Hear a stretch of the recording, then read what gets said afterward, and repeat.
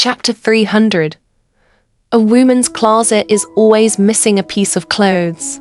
Early in the morning on the weekend, Su Jingting went to work overtime at the company. Before he left, he repeatedly reminded Xie Yishan to have dinner with him, and Xie Yishan agreed. Last night was very funny. When Xie Yishan woke up, she saw Su Jingting's energetic face when she went downstairs, and she had forgotten most of it. Their relationship was so happy and free. There was no need to be too rigid. It made Xie Yishan feel very comfortable. She could only have dinner with Su Jingting in the evening, so she still had a whole afternoon to spare. Xie Yishan had applied for leave from the school because of the filming of the harem. She enrolled in school a few days later than the others.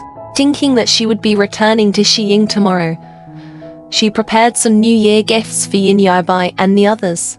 Xie Yishan found her dusty BMW from the garage of Yujing Garden and went straight to the largest shopping mall in Beijing. The remuneration for harem had already been received. She was now living a petty life. The mall was huge and was divided into 4 sections. A, B, C.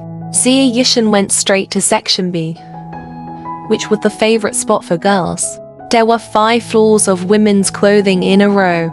Xie Yishan stood on the ground floor and glanced at them. She was dazzled. Her clothes were almost all the most popular styles of the season that Su Jingting had arranged for her. She had tried to refuse, but Su Jingting insisted that he had accepted many endorsements and that he would give them to her for free. The excuse was really a good one, but the intention was real. Xie Yishan was so touched that she accepted it. The dress she was wearing was a high-end one. However, a woman's wardrobe was always lacking a piece of clothing, and Xie Yishan was no exception. Xie Yishan casually walked into a clothing store on the 2nd floor. Although the sales assistant did not immediately recognize the brand of Xie Yishan's clothes, her good professionalism told her to smile at every customer. "Miss, if you like it, you can try it on." When the sales assistant got closer, she realized that even though Xie Yishan was wearing sunglasses to cover most of her face, her aura could not be concealed. In just looking around, Xie Yishan had her eyes on a dress, but before she could take a closer look, a hand reached out to take it. A haughty female voice rang out, "Waiter, this one is size M. I want to try it."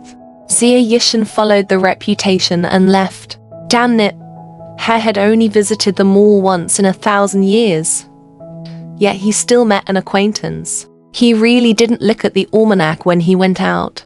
Besides, she was clearly a shopping guy, but she was called a waitress. She was drunk. A hint of awkwardness flashed across the salesperson's face. She glanced at Xie Yishan and realized that she didn't mind. She then gave Xie Yishan an apologetic expression and turned around to get a clothes for her. Lin Zhuanzi felt that Xie Yishan looked very familiar. She asked Song Jingli, "Don't you find that woman familiar?" Song Jingli said, "He looks familiar. I think he's some small celebrity." Song Jingli couldn't say it directly. In the eyes of these rich ladies, the entertainment industry was a mess. All the small stars were mistresses or escorts. Lin Zhuanzi had probably seen her before because she had accompanied some rich man before. However, it didn't look like much. Xie Yishan, who was being discussed in front of everyone, was speechless. Xie Zhi's best friends, Lin Zhuanzi and Song Jingli, how could she not remember them? They had even attacked her at the Xie family's banquet.